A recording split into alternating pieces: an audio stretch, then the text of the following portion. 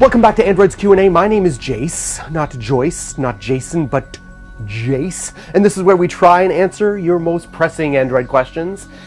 And today, the most pressing question is, the new year is upon us, coming soon. How do I become a better person? Are there apps out there that can help me be a better person and stick with my New Year's resolutions? Well, you have come to the right place, because I stay up late at night trying to answer those very questions. And last night I stayed up so late that I had a nightmare from rapping Rudolph. Come on, sit back, relax, put on your reindeer gear, get ready for a trip for some holiday cheer. Gonna take you for a ride to the Android zone. I don't need a spaceship, I use a microphone. So hold on your lid, go gather your kid, cause I'll be answering Q&As for the rest of the vid. All right, we'll put away rapping Rudolph for now, but before we get to those New Year's resolution apps, I want to answer a question from Cy Ken Russell. Do you think that Google will be able to integrate Google Now on super budget phones? So Ken, that's really going to decide on how you define super budget phones. That term concerns me a little bit because you could be talking about ultra dirt cheap Android devices.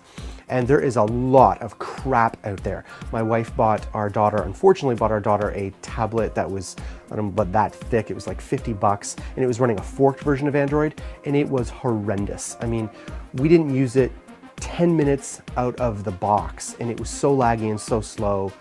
We just never used it again. It was horrible. And there are devices out there like that. But if you want to talk about entry-level phones like the Moto G, that is a fantastic phone for the price, and of course you can check out Joshua's detailed review of the device. But I also spoke to him last night just for you about the Google Now issue and how Google Now worked, and he said it worked great. Now it wasn't as fast as the Moto X or the Nexus 5, but it was comparable and it was a great phone for the price. You should check that out. So if you're talking about entry-level devices, I would go with something like that. The next question came from Strapanitis. Hey Jayce, what is system on a chip and why are Cortex processors included in the Snapdragon? Yes, so what is a system on a chip and how does it matter for me and my Android phone? Good question. You see, in the olden days when people used desktops, you had the major components of a computer integrated through the motherboard. But on a small tablet or a smartphone, engineers must economize on space. And so they've taken most of the components of that computing device and integrated them onto one chip called an integrated chip, or more commonly known as a microchip. This integrated package is called system on a chip. Now you also maybe were a bit confused about your terms there. You said, why is the Cortex on the Snapdragon? The Cortex is not included in the Snapdragon system on a chip.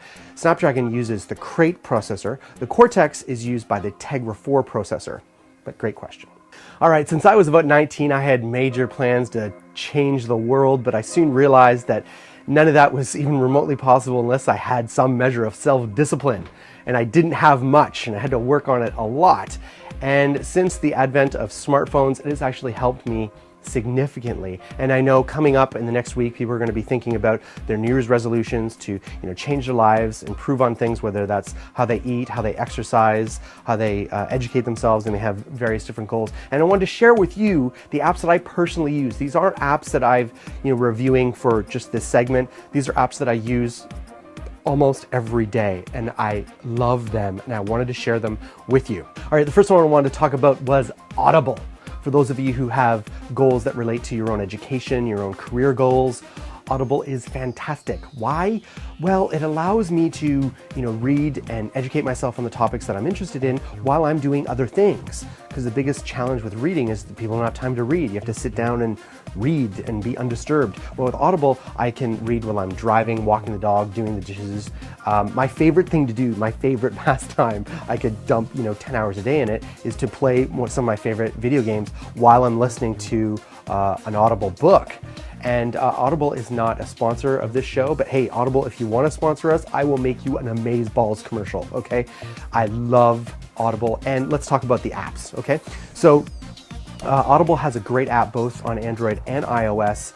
It's pretty much perfect in my opinion, except for two things. One, you can't do in-app purchases on both platforms, and two, they took took out, they used to have it, but they took out the fast forward option. You have the rewind option for 30 seconds or 60 seconds within the book, but you can't fast forward anymore. So if you want to fast forward, you have to like scrub with your finger manually, and you're always going too far or not too far enough. But otherwise, amazing. I go through about 2 books a week on Audible.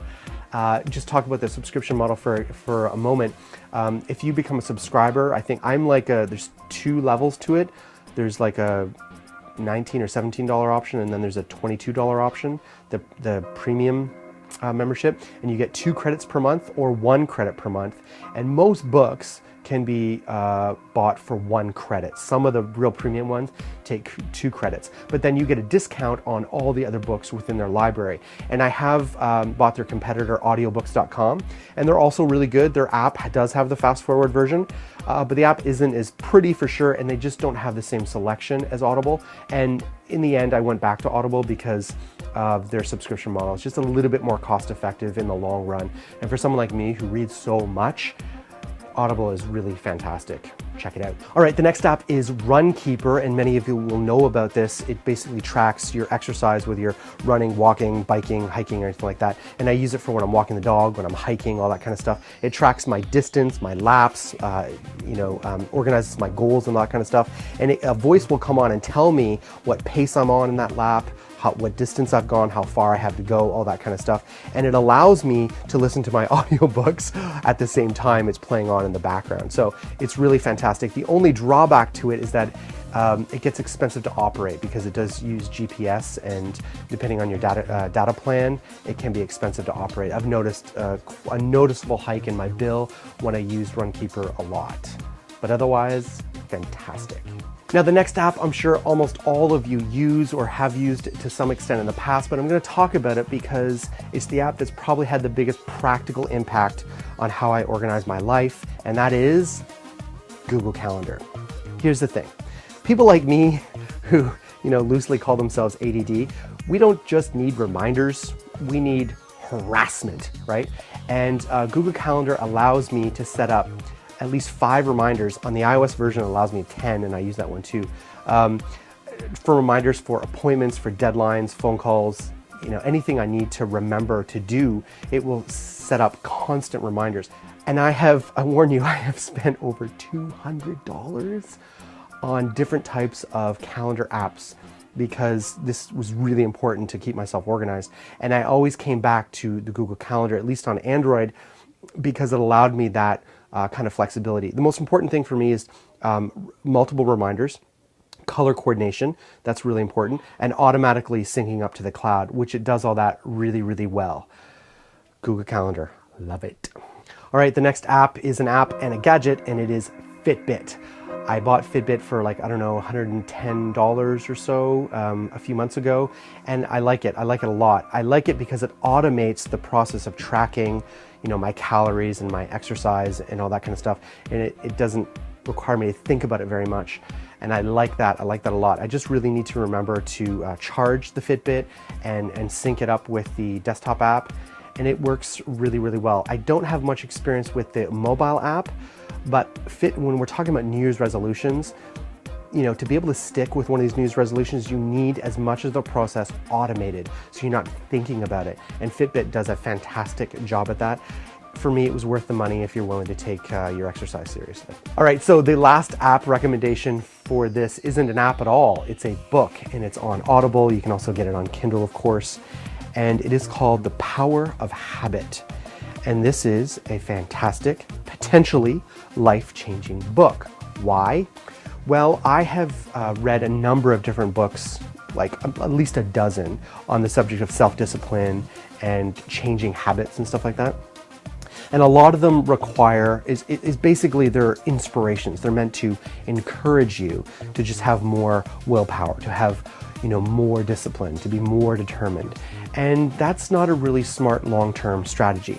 The Power of Habit cites numerous case studies where people have studied how to change habits that have been formed over time, right? So if you have learned, like me, if you drink Coca-Cola, 8 to 12 times a day like I do, It's a very serious habit that I developed from childhood, and it's very, very difficult to stop. I have quit many, many times, and I hit like a 4-month barrier, and then, I end up going back to it. It's very, very difficult. But the power of habit breaks down how these habits form and the mechanisms behind changing them. And they cite some case studies where long-time habits have been changed. And for me, it helped me understand why I do some of the things I do better than any book I've read before. So check that out, The Power of Habit. It's both on Audible and Kindle. Check it out. Thank you for watching, Android peeps. Kindly accept my heartfelt best wishes for you and your family to have a happy holiday and a safe new year. You also don't want to forget my brothers in Android over here, Josh, Joe, and the tech ninja Kevin, who strive to be your source for all things Android. You can connect with me here on Google Plus or Twitter, and better yet, in the comments below, give us your questions, comments, or thoughts, and you could be in next week's Android's Q&A.